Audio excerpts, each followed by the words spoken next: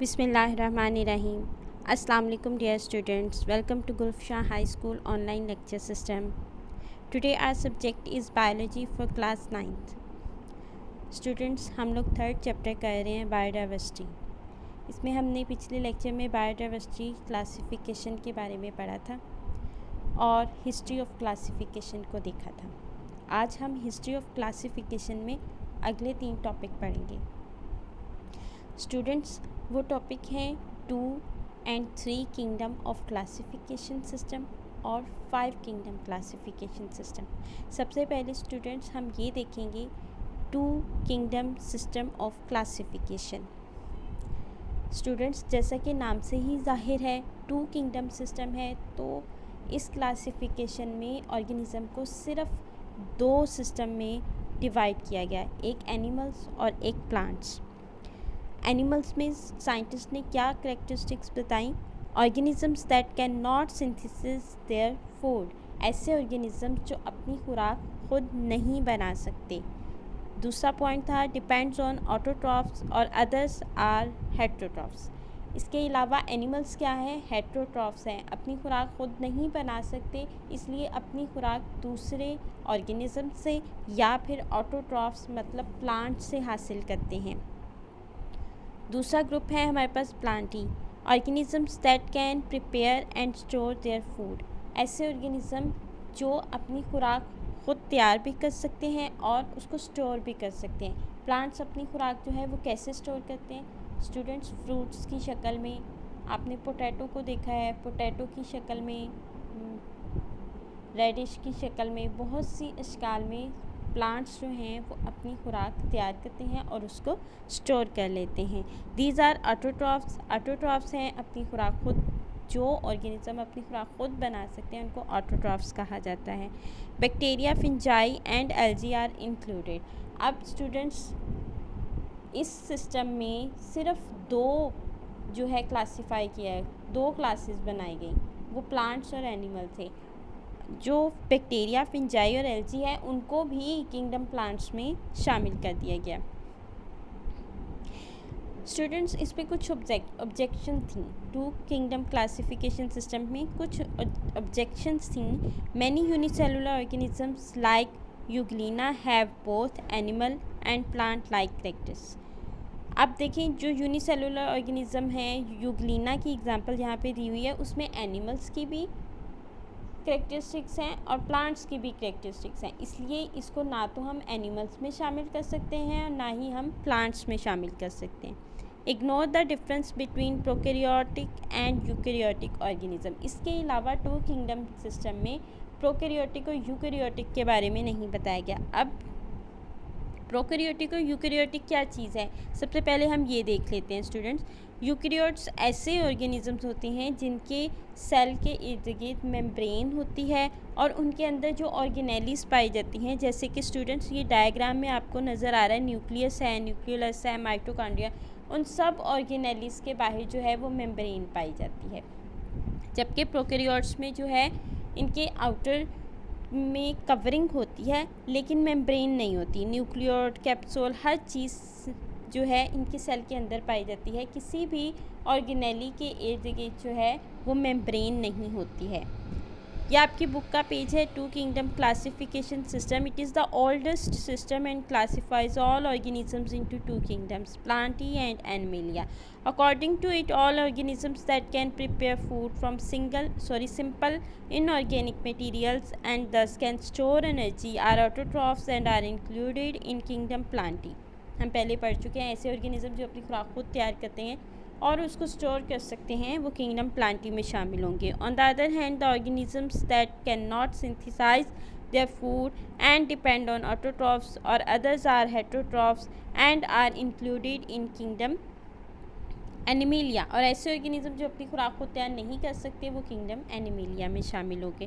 According to this system, bacteria, fungi and algae were included in kingdom plantae. यहाँ पे आके कुछ objections हो गई. Some taxonomist found this system unworkable because many unicellular organisms like euglena have both plant like characteristics. उनमें क्या थी कि उनमें क्लोरोफिल पाया जाता था। एंड एनिमल लाइक करेक्टरिस्टिक क्या थी कि heterotrophic mode of nutrition in darkness and lack of cell wall, इनमें सेल वॉल नहीं है और अगर डार्कनेस में रहते हैं, अगर ये इनको रोशनी नहीं मिलती है तो ये अपनी खुराक खुद नहीं बना सकते हैं characters. So there should be a separate kingdom for such organism. This system also ignores the difference between organisms having prokaryotic and those having eukaryotic cell. दो इसमें ऑब्जेक्शन थी, एक तो यूग्लिना लाइक जो ऑर्गेनिज्म हैं वो प्लांट लाइक करेक्टरिस्टिक्स भी रखते हैं क्योंकि उनमें क्या पाया जाता है, क्लोरोफिल पाया जाता है। दूसरा वो एनिमल लाइक करेक्टरिस्टिक्स रखते हैं क्या कि उनमें सेल वॉल नहीं पाई जाती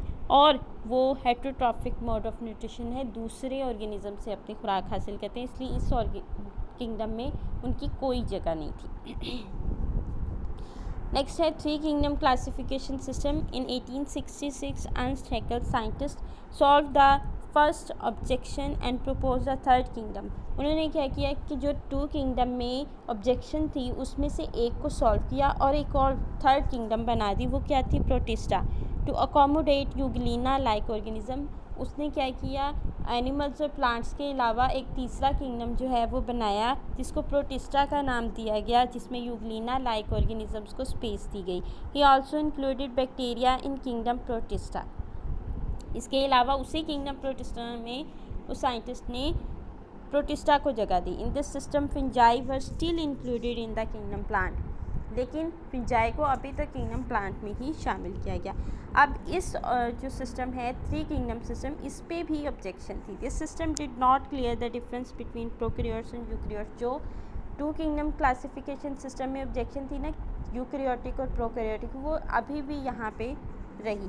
सम biologist disagreed about the position of fungi in kingdom plantae, और कुछ बायोलॉजिस्ट ने ये कहा कि जो फिंजाई है उसको हम किंगडम प्लांटी में नहीं रख सकते। Fungi resembles plants in many ways but are not autotrophs. ये प्लांट से मिलते जुलते हैं लेकिन ऑटोट्रॉफ्स नहीं हैं, अपनी खुराक खुद नहीं बना सकते। They are special form of heterotrophs that get their food by absorption. ये ख़ास किस्म के हेट्रोट्रॉफ्स हैं जो कि अपनी खुराक जो है एब्जॉर्प्शन के मेथड से, मतलब एब्जॉर्ब करते हैं, कहीं से भी एब्जॉर्ब करके हासिल करते हैं, इसलिए ये ना तो प्लांट्स में आ सकते हैं या ना ही एनिमल्स में आ सकते हैं। They do not have cellulose. इसके अलावा इनमें सेलुलोज भी नहीं पाया जाता सेल वॉल में, और सेलुलोज की जगह इनमें काइटिन पाया जाता है। थ्री किंगडम क्लासिफिकेशन सिस्टम में क्या था, एनिमल्स, प्लांटी और एक और ग्रुप प्रोटिस्टा बना दिया गया था। अब ये अर्नस्ट हैकेल ने 1866 में प्रपोज किया था और इसमें ऑब्जेक्शंस जो हैं वो ये थी कि प्रोकैरियोटिक और यूकैरियोटिक ऑर्गेनिजम्स को इग्नोर किया गया था और इसके अलावा फिंजाई को किंगडम प्लांटी में शामिल किया गया था, जो कि बिल्कुल ठीक नहीं था। वो क्योंकि फिंजाई जो है वो ऑटोट्रॉफ नहीं है, वो हेट्रोट्रॉफ हैं और एब्जॉर्प्शन के मेथड से अपनी खुराक हासिल करते हैं। ये जो गली सड़ी चीज़ें होती हैं इसके ऊपर ऑर्गेनिज्म जो फिंजाई है वो एब्जॉर्ब करके खुराक हासिल करते हैं। They possess chitin in their cell wall instead of cellulose. इसके अलावा फिंजाई की जो सेल वॉल है उसमें सेलुलोज नहीं पाया जाता बल्कि काइटिन पाया जाता है। Five kingdom classification system in 1937 ईकेटॉन suggested the term of prokaryotic to describe bacteria and eukaryotic to describe animals and plant cell। जो एक टू किंगडम और थ्री किंगडम क्लासिफिकेशन सिस्टम में जो ऑब्जेक्शन थी कि प्रोकैरियोटिक और यूकैरियोटिक के बारे में नहीं बताया गया, वो ईकेटॉन ने 1937 में डिस्क्राइब किया। In 1967 Robert Whittaker introduce the five kingdom classification system. अब रॉबर्ट विटेकर ने फाइव किंगडम क्लासिफिकेशन सिस्टम पेश किया जिसकी बुनियाद ये थी, the levels of cellular organization that is prokaryotic, unicellular eukaryotic and multicellular eukaryotic. उससे कहा कि सेलुलर ऑर्गेनाइजेशन जो है वो प्रोकैरियोटिक हो सकती है, यूनिसेलुलर यूकैरियोटिक हो सकती है और मल्टीसेलुलर यूकैरियोटिक हो सकती है। The principal method of nutrition, इसके अलावा उसकी बुनियाद किस पे थी, principle of mode of nutrition के ऑर्गेनिज्म जो हैं वो अपनी खुराक कैसे हासिल करते हैं, वो है फोटोसिंथेसिस, फोटोसिंथेसिस के ज़रिए जो कि प्लांट्स करते हैं, एब्जॉर्प्शन जो कि फिंजाई करते हैं, गली सड़ी चीज़ों से अपनी खुराक एब्जॉर्ब करते हैं, इंजेक्शन जो कि इंसान करते हैं, एनिमल्स करते हैं, इंजेस्ट करते हैं, खुराक को अपने अंदर लेके जाते हैं। On the basis organisms are classified into 5 kingdoms. 5 kingdoms कौन कौन से थे? Monera, Protista, fungi, plantae and animalia. 5 थे, मोनेरा थे, प्रोटिस्टा थे, फिंजाई थे, प्लांटी एंड एनिमिलिया। इन 5 किंगडम क्लासिफिकेशन सिस्टम के बारे में हम अगले लेक्चर में बहुत डिटेल से पढ़ेंगे। अभी हम सिर्फ हिस्ट्री ऑफ क्लासिफिकेशन देख रहे हैं, तो हम ये बताएंगे कि इसमें 5 क्लासेस बनाएगी: Monera, Protista, fungi, plantae and animalia. In 1988 Margulis and Schwartz modified the 5 kingdom classification of Whittaker. They considered genetics along with cellular organization and mode of nutrition in classification. मार्गुलस और श्वार्ट्ज ने तीसरी जो है basis दी, तीसरी बुनियाद दी कि तीसरी बुनियाद पे हम ऑर्गेनिजम्स को 5 क्लासिफिकेशन में तकसीम कर सकते हैं। वो क्या थी? वो जीनेटिक्स थी। किसी भी ऑर्गेनिज़म की जीनेटिक्स, जीन्स चेक करके, डीएनए चेक करके हम बता सकते हैं कि उनको किस क्लास में रखा जा सकता है। They classified the organisms into the same 5 kingdoms as proposed by Whittaker. उन्होंने उसी तरह ऑर्गेनिजम्स को 5 क्लासेस में डिवाइड किया जिस तरह विटेकर ने किया था। सिर्फ उन्होंने मोड ऑफ न्यूट्रिशन और सेलुलर ऑर्गेनाइजेशन के साथ जेनेटिक्स को भी इंक्लूड किया कि डीएनए की बुनियाद पर हम ऑर्गेनिजम्स को देख के बता सकते हैं कि इनको हम 5 किंगडम में डिवाइड कर सकते हैं। स्टूडेंट, 5 किंगडम सिस्टम के बारे में हम अगले लेक्चर में बहुत तफसील से पढ़ेंगे। हर पॉइंट को, जैसे मोनेरा है, protista, fungi, plantae and Animalia, अलग अलग डिस्कस करेंगे। अभी हिस्ट्री ऑफ क्लासिफिकेशन में यहाँ तक आपने इसका इंट्रोडक्शन करना है। आई होप आज का लेक्चर आपको समझ आ गया होगा। कोई आपको मुश्किल होगी तो आप हमसे व्हाट्सएप पे पूछ सकते हैं। अपना ख्याल रखिएगा। Thank you. अल्लाह हाफिज़।